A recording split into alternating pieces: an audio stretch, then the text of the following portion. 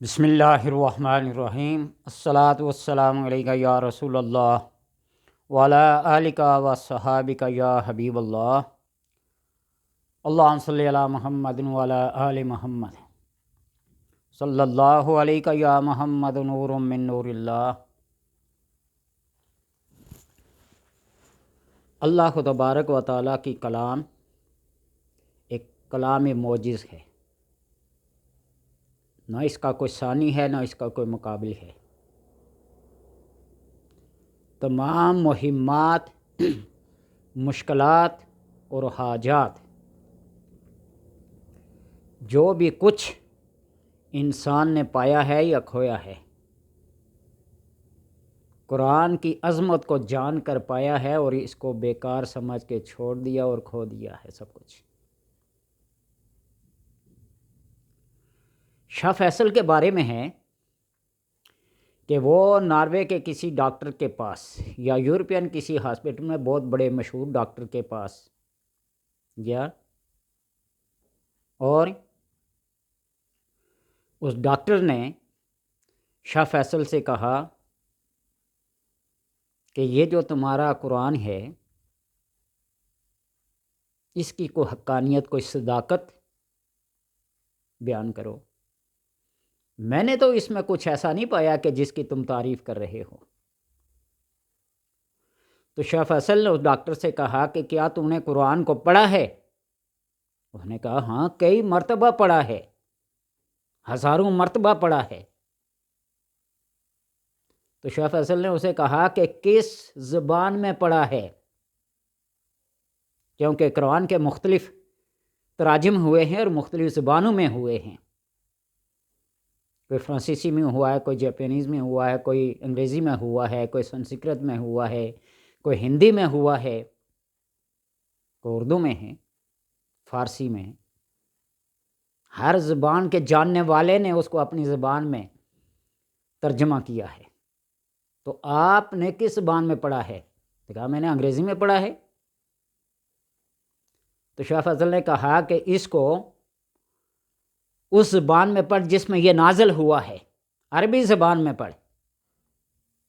نے کہا کہ اس کی کیا حکمت؟ اس نے کہا ایک دفعہ پڑھ تو صحیح عربی زبان میں جو اس کی اصل زبان ہے۔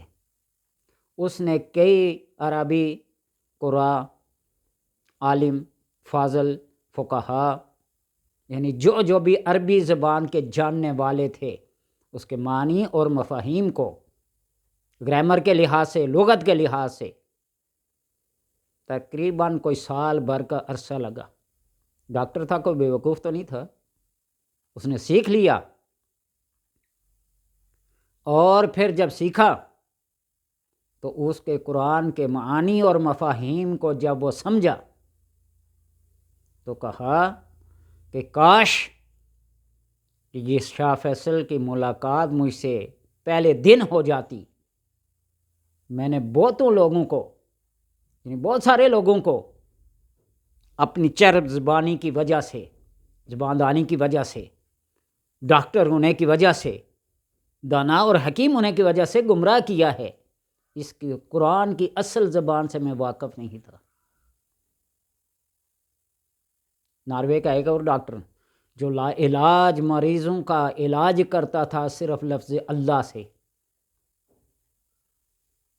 اتنی ساری تمہید باندھنے کا مقصد یہ ہے کہ انسانی جسم کے اندر حضرت جابر رضی اللہ تعالیٰ عنہ کی حدیث کے مطابق 1000 بیماریاں ہیں، 300 بیماریاں ڈاکٹر، حکیم، طبیب، اطباء وغیرہ جانتے ہیں۔ 300 بیماریاں میں جو خاص الخاص قسم کے رمز شناس لوگ جانتے ہیں، اور باقی بیماریاں ایسی ہیں جو اللہ تبارک و تعالیٰ کے علاوہ کوئی نہیں جانتا۔ حضرت موسیٰ علیہ السلام کوئی طور پہ ہم کلام تھے اللہ تبارک و تعالیٰ سے، پیٹ میں مروڑ ہوئی، درد ہوا، اللہ تبارک و تعالیٰ سے عرض کی تو اللہ تبارک و تعالیٰ نے حکم دیا نیچے اترو، درخت کا پتا چباؤ، اس کا عرق نکل جاؤ، ٹھیک ہو جاؤ۔ اللہ کے حکم سے وہ کیا تو بالکل ٹھیک ٹھاک ہو گئی۔ تھوڑا عرصہ گزرنے کے بعد پھر اللہ سے ہم کلام تھے کو طور پہ، پھر درد ہوئی۔ موسیٰ علیہ السلام چپ چاپ اترے، اسی درخت کے پتے کو توڑا، چبایا، عرق نگلا، درد بڑھ گیا کئی گنا۔ الہ العالمین یہ کیا ماجرا ہے؟ یہی تو وہ درخت تھا، یہی تو وہ پتے تھے کہ میں نے ان کو چبایا تھا، کھایا تھا، ٹھیک ہو گیا تھا، اور آج ایسا کیا تو مرض کئی گنا، درد کئی گنا بڑھ گئی۔ تو اللہ نے فرمایا وہ میرے حکم سے تھا، اب تو نے اپنی مرضی سے کیا ہے۔ گویا جو حکم اللہ تبارک و تعالیٰ کا ہے اور جو انسان کی مرضی اپنی ہے، دونوں میں بہت فرق ہے۔ جہاں بندہ اپنے عقل کے گھوڑے دوڑاتا ہے نا، ناکام ہوتا ہے، وہ احکم الحاکمین ہے۔ سورہ کافرون، ہر وہ بیماری جس سے ڈاکٹر، حکیم، طبیب، عامل کامل سارے عاجز آ جائیں اور اس بیماری کو کوئی تشخیص نہ کر سکے اور نہ ہی اس کا کوئی علاج دریافت کر سکے، تو سورہ کافرون کو سرسوں کے تیل پر، زیتون کے تیل پر، تل کے تیل پر، جو تیل بھی میسر ہو، سرسوں کا تو عام، سورہ کافرون 1001 مرتبہ پڑھ کر ایک ہی مجلس میں اول آخر درود پاک اور بسم اللہ کے ساتھ 1001 بار پڑھ کے اس تیل کے اوپر دم کر دے۔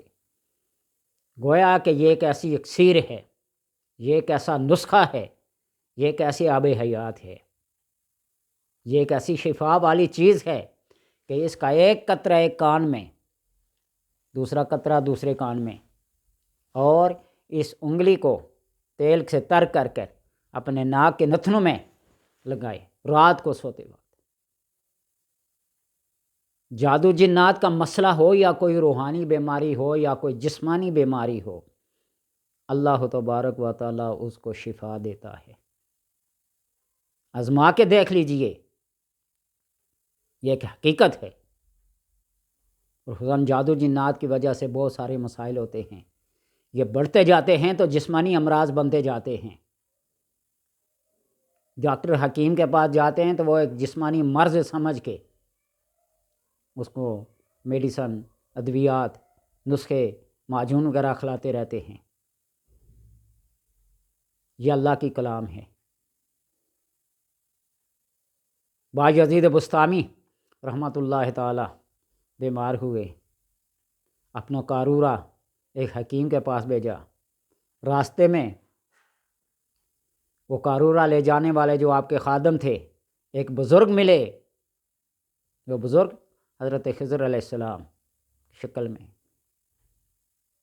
کہا کہ واپس چلے جاؤ اور اپنے پیر سے، استاد سے کہو کہ قرآن کی یہ آیت وَبِالْحَقِّ أَنزَلْنَاهُ وَبِالْحَقِّ نَزَلَ وَمَا أَرْسَلْنَاكَ إِلَّا مُبَشِّرًا وَنَذِيرًا، اس آیت کو پڑھو، دم کرو، پانی کے اوپر دم کر کے پیو، کاغذ کے اوپر لکھ کر گول کر پیو، مرض جاتا رہے گا۔ فیہ شفاء للناس، اللہ تبارک و تعالیٰ نے جب فرما دیا نا کہ اس میں لوگوں کے لیے شفا ہے، ہدایت ہے، رہنمائی ہے، تو پھر بات ختم ہو جاتی ہے، نہ اعتراض کرنے کی گنجائش رہتی ہے، نہ سوچ و بچار کرنے کی گنجائش رہتی ہے۔ آمنا و صدقنا کہنا پڑتا ہے، مجبوراً نہیں، حقیقتاً۔ تو اس لیے سورہ کافرون کو ایک مجلس میں 1001 بار پڑھ کر رب الآخر درود پاک اور بسم اللہ سمیت پڑھ کر تیل کے اوپر دم کر لیں اور خود بھی فائدہ اٹھائیں، لوگوں کو بھی، اور تیل جو استعمال ہوتا جائے اور ملاتے جائیں۔